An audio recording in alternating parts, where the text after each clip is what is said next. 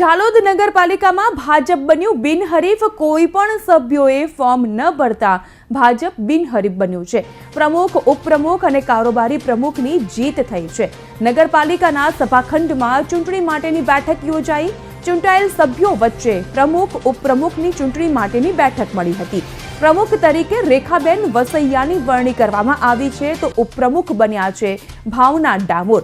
તો વળી कारोबारी प्रमुख तरीके दिनेश पंचालनी कराई है वरणी।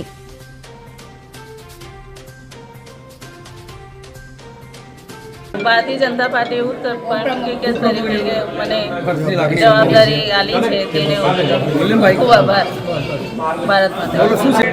ઝાલોદ નગરપાલિકાની પ્રમુખ ઉપપ્રમુખની ચૂંટણીમાં પ્રમુખ તરીકે શ્રીમતી રેખાબેન ટપુભાઈ વસૈયા અને ઉપપ્રમુખ તરીકે ભાવનાબેન મુકેશભાઈ ડામોર અને કારોબારી અધ્યક્ષ તરીકે દિનેશકુમાર શંકરલાલ એટલે કે મારી નિમણૂક કરી છે। તે બદલ સમગ્ર ભારતીય જનતા પાર્ટી મોવડી મંડળ, જિલ્લા મોવડી મંડળ તથા કેન્દ્ર અને પ્રદેશના મોદી સરકાર ભૂપેન્દ્રભાઈ પટેલ અને સમગ્ર નેતૃત્વનો ખૂબ આભાર વ્યક્ત કરું છું।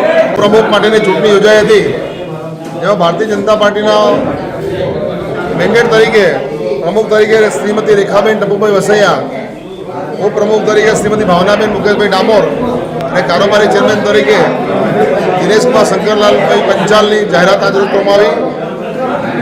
મેન્ડેટ જાહેર થતાં ઉમેદવારી પત્ર ભરવામાં આવ્યું અને અન્ય કોઈ ઉમેદવારી પત્ર ના ભરતા પ્રમુખ ઉપપ્રમુખ સૌ બિનહરીફ વિજેતા થયા છે, જે સૌને ભારતીય જનતા પાર્ટી વતી અભિનંદન પાઠવ્યું।